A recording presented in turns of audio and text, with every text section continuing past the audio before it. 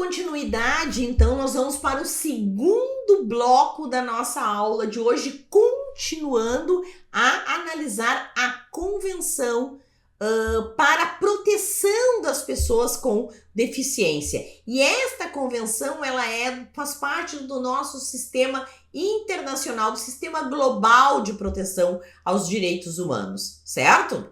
Então, ela foi incluída no nosso ordenamento jurídico através de uma votação do Congresso Nacional, ali conforme o rito estabelecido no artigo 5º, parágrafo 3º. Portanto, ela tem um status de emenda constitucional. Então, nós vamos ver no artigo 3º, dando continuidade à análise de alguns dos artigos da convenção, nós vamos ver os princípios que regem esta convenção. E que aí tu vai saber o porquê da existência dela, o que não se pode admitir numa legislação, e aí tu vai saber na hora de analisar uma questão. Princípios da presente convenção: respeito à dignidade, à autonomia individual, inclusive a liberdade de fazer as próprias escolhas.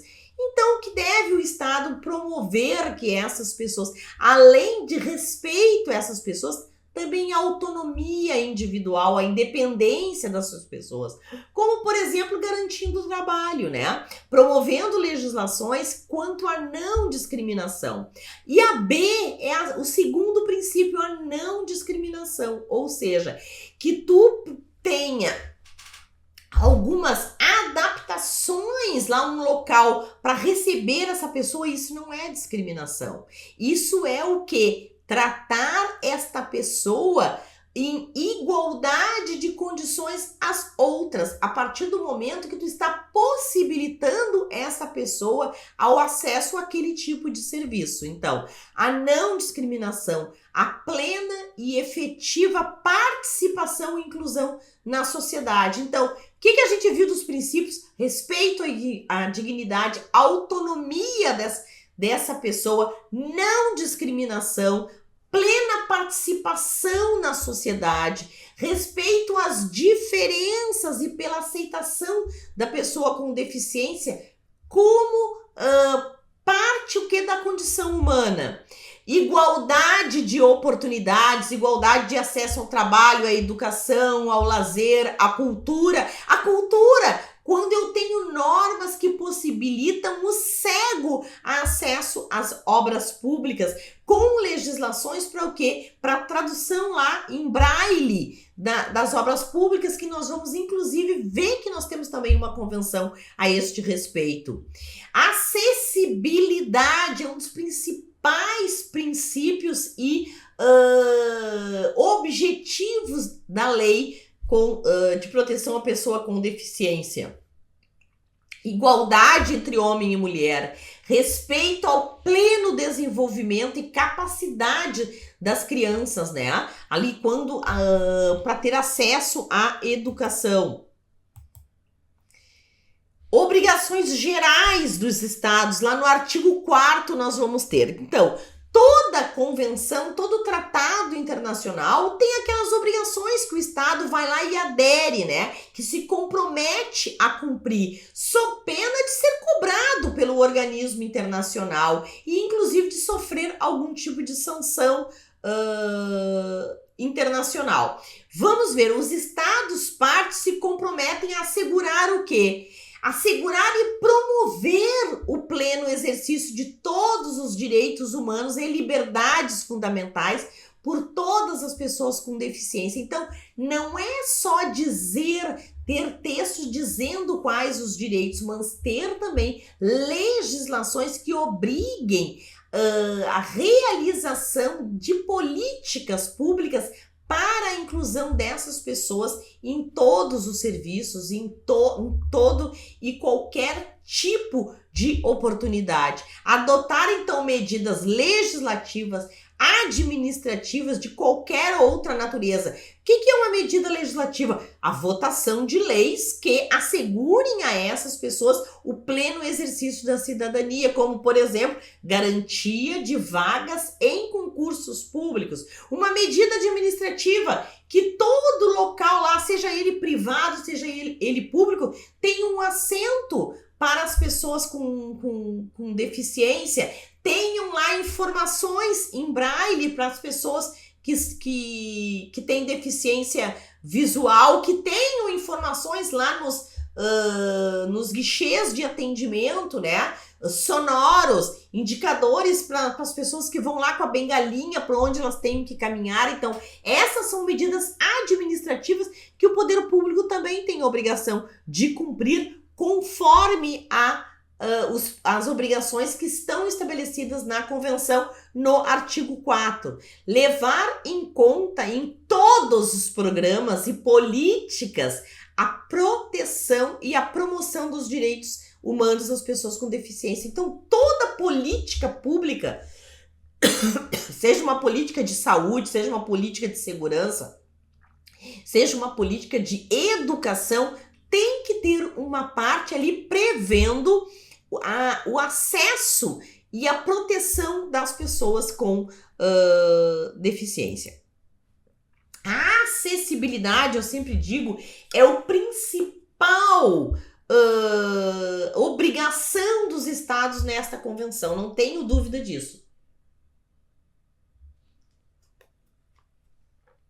Porque não adianta eu dizer que as pessoas não devem ser discriminadas, que as pessoas são todas iguais, se eu não tiver mecanismos que possibilitem, programas que possibilitem a pessoa de viver de forma independente. A acessibilidade, a meu ver, é o principal deles. Adianta eu reservar vaga lá no concurso se essa pessoa não tem nem um transporte com acessibilidade para tomar e ir para fazer a inscrição no concurso, para ir lá encaminhar a sua... Ok, que a inscrição é pela internet, então a internet também tem que ter acessibilidade para essas pessoas. Então, tomarão medidas para assegurar acesso em igualdade de oportunidades com as demais pessoas, ao meio físico, ao transporte, à informação e comunicação, inclusive aos sistemas e tecnologias da informação e comunicação. Então, a acessibilidade é importantíssimo. Ainda, continuando na acessibilidade, edifícios, rodovias, meios de transporte e outras instalações internas e externas, inclusive escolas, residências, instalações médicas e local de trabalho. Gente, isso é uma coisa tão importante e ainda o Brasil é muito precário neste sentido. Esses tempos eu vi uma reportagem de uma agência do INSS onde um cadeirante era carregado por 4 pessoas que seguravam as rodas desta cadeira ali para que ele conseguisse fazer uma perícia médica, gente. Então, se uma agência do INSS, que é um órgão federal, não tem acessibilidade, meu Deus. E isso foi passível de denúncia. Então, o Brasil, seguidamente, está nestes relatórios que são encaminhados aos comitês de monitoramento das convenções. O Brasil é cobrado para saber o que implementou, quais são as políticas que tem com base naquilo que se comprometeu na convenção. Os estados partes também tomarão medidas apropriadas para, botei em letras ali, maiúscula para chamar a atenção de vocês, desenvolver, promulgar e monitorar, ou seja, cobrar, né, a implementação de normas e diretrizes mínimas para acessibilidade nas instalações dos serviços abertos ao público de uso público, ou seja, não é só porque é de domínio público e é do Estado, não, que tenha acesso ao público, pode ser um estabelecimento privado, mas as normas, inclusive as normas de engenharia, de arquitetura, elas têm que estar com base no princípio da acessibilidade. Assegurar que as entidades privadas que oferecem instalações e serviços abertos ao público ou de uso público levem em consideração todos os aspectos relativos à acessibilidade para pessoas com deficiências. Também já vi reportagem de pessoas querendo chegar numa casa noturna e não ter acessibilidade. Então, todo local tem que ter a acessibilidade, o acesso, né, para essas pessoas. Proporcionar a todos os atores envolvidos formação em relação às questões de acessibilidade. Dotar os edifícios e outras instalações abertas ao público ou de uso público de sinalização em braille em formatos de fácil leitura e compreensão. Oferecer normas de assistência humana ou animal e serviços de mediadores, incluindo guias, ledores e intérpretes profissionais de língua de sinais para facilitar o acesso aos edifícios e outras instalações abertas ao público ou de uso público. Vou contar aqui para vocês. Um estabelecimento prisional, SUSEP, aqui eu sou servidora da SUSEP, da Superintendência dos Serviços Penitenciários aqui do Rio Grande do Sul, e eu já vi em presídio, por exemplo, uma pessoa surda-muda e é maior dificuldade, porque no estabelecimento nenhuma pessoa com formação para se comunicar pela linguagem dos sinais com esta pessoa. Imagina o drama. E isso são dadas aulas, mas não é um conteúdo fácil, é um conteúdo bem difícil. Eu vejo pessoas que têm, uma vizinha minha mesmo, que tem um sobrinho com deficiência, ele não é totalmente surdo, ele tem uma deficiência, assim, ele tem uma diminuição, não fala, e tem uma diminuição, uma dificuldade de fala, ele fala um pouco também. E ela aprendeu, fez aulas, e ela dizendo que é dificílimo, tem que estar sempre em treinamento. Então, não adianta a instituição dar lá um treinamento, então tem que realmente habilitar algumas pessoas para quando acontecer este tipo em um local, possa lá e dar o atendimento.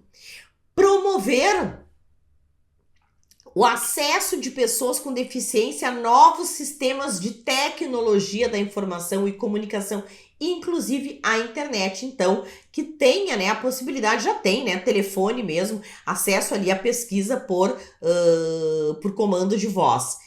Promover desde a fase inicial a concepção, o desenvolvimento, a produção e a disseminação de sistemas e tecnologias de informação e comunicação, a fim de que esses sistemas e tecnologias se tornem acessíveis a custo mínimo. Então, que isso aí se torne uma prática, né? Para que todas as pessoas possam ter acesso. A educação, já passamos lá para o artigo 24, porque é um artigo que muito debatido e que costuma ser questionado a respeito do acesso à educação para as pessoas com deficiência. Então, vamos ver o que é a convenção. Lá no artigo, então, 24, a respeito da educação, o que vai dizer? Os estados partes reconhecem, então, os estados que são ali, que aderiram à convenção, é uma convenção da ONU, reconhecem o direito das pessoas com deficiência à educação. Para efetivar esse direito, sem discriminação e igualdade de condições e oportunidades, os estados assegurarão um sistema educacional inclusivo em todos os níveis. Então, o que a legislação diz num aspecto geral? Que os estados se comprometem em ter em todos os níveis de escolaridade um incentivo de acesso, né? Que esse sistema educacional seja inclusivo. Em linhas gerais é isso. Mas o que vai dizer lá no artigo 2º, no item 2 ali, o que vai dizer? Artigo 24, item 2. O que vai dizer? Que o ensino primário, ele vai ser inclusivo, de qualidade e gratuito. o ensino secundário em igualdade de condições. Então, se cair na prova qual o que é obrigatório, né? O que a lei diz? Que ele deve ser inclusivo e de qualidade e gratuito. E em igualdade de condições, ou seja, o secundário não fala que ele deve ser gratuito, certo, gente? O que a lei diz aqui, é claro que nós temos ensino gratuito no Brasil em todos os níveis e que as pessoas podem se candidatar a uma vaga em igualdade de condições, nós temos legislação para isso. Mas aqui nós estamos falando da convenção.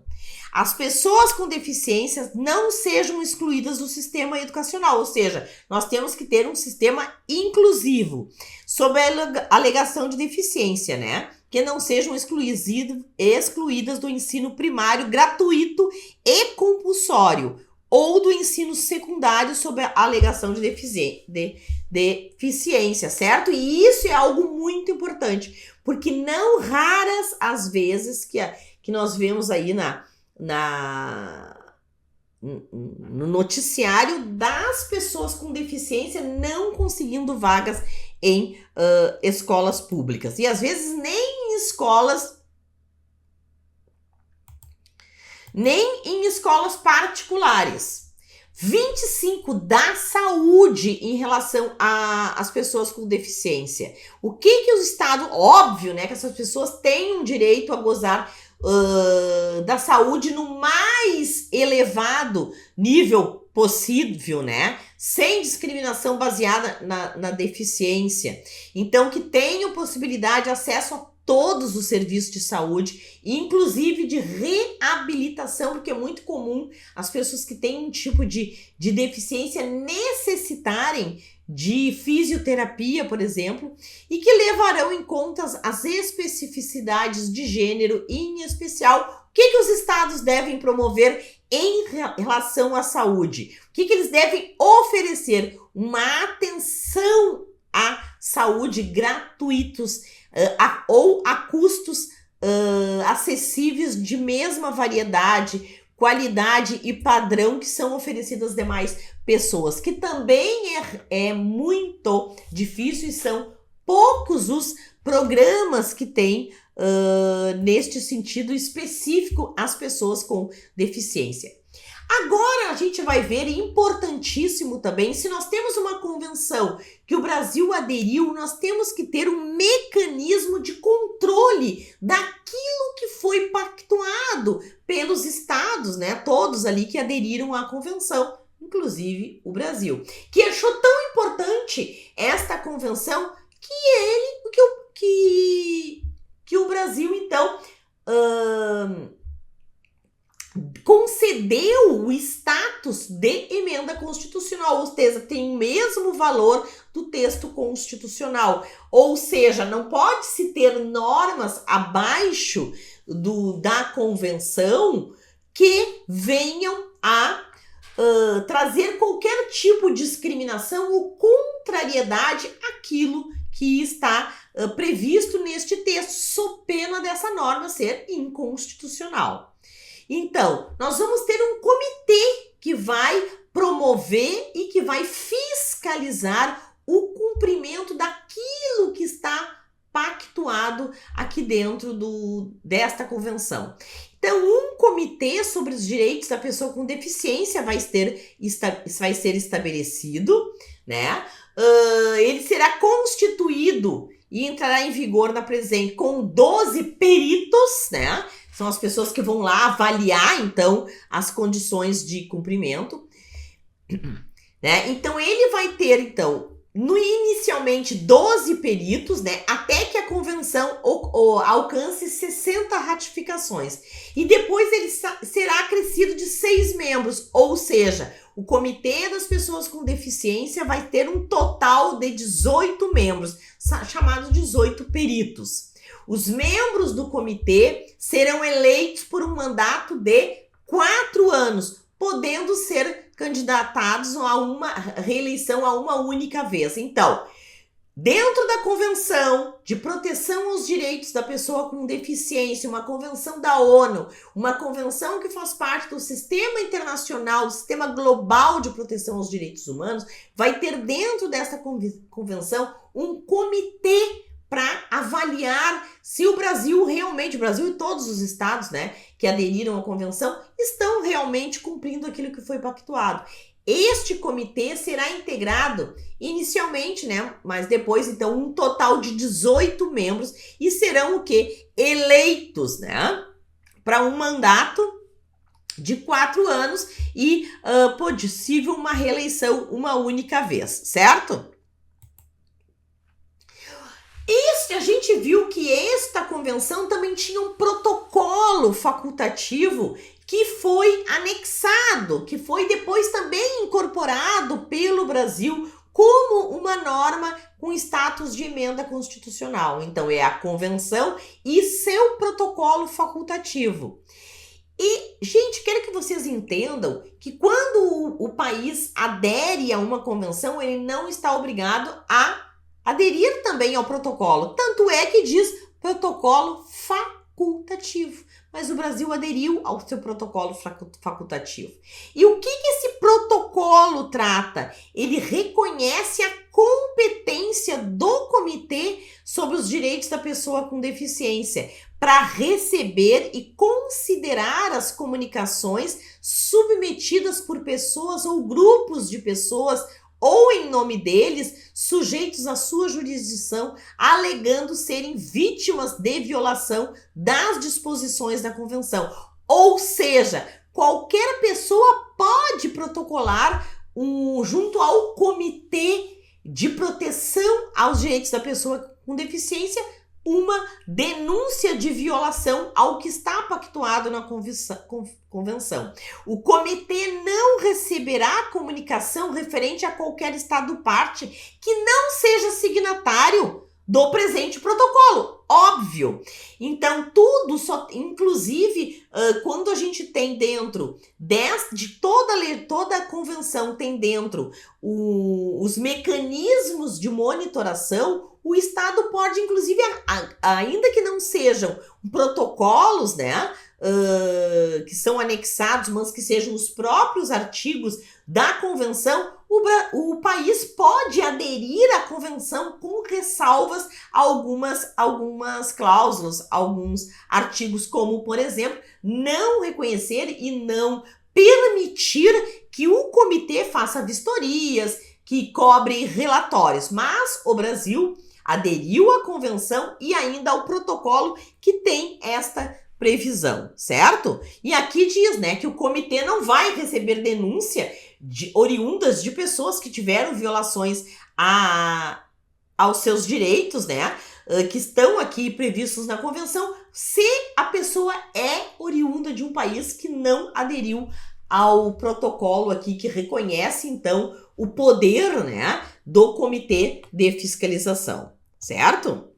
O comitê considerará ainda inacessível a comunicação quando a comunicação for anônima, ou seja, a pessoa obrigada a se identificar, a comunicação constituir abuso de direito de submeter tais comunicações ou for incompatível com as atribuições, com as disposições da convenção, a matéria já tenha sido examinada, não tenham sido esgotados todos os recursos internos disponíveis, salvo em caso de tramitação desses recursos que se prolongue injustificadamente, ou seja, já fez a denúncia, mas nada foi resolvido, a comunicação estiver precariamente fundamentada, não tiver fundamentos, não tiver provas, os fatos que motivaram a comunicação tenham ocorrido antes da entrada em vigor do protocolo, ou seja, como o protocolo diz que não vai ser reconhecidas denúncias de pessoas oriundas de países que não aderiram ao protocolo, se o país aderiu ao protocolo, como o Brasil em 2009, só denúncias a partir de 2009 serão recebidas aceitas no comitê. Certo? Ai.